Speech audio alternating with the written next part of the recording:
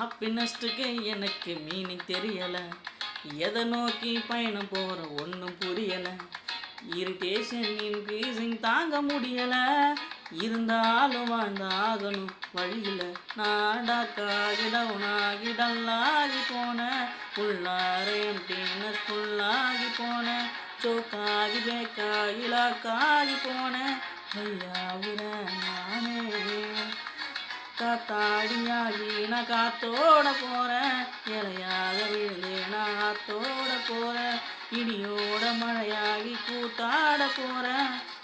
ஆமாம், இப்போ எதுக்கு நான் வளர்றேன்?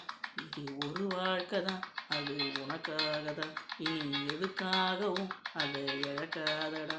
இது ஒரு வாழ்க்கை தான், அது உனக்காக தான், இது ஒரு போதும் அதை மறக்காதடா.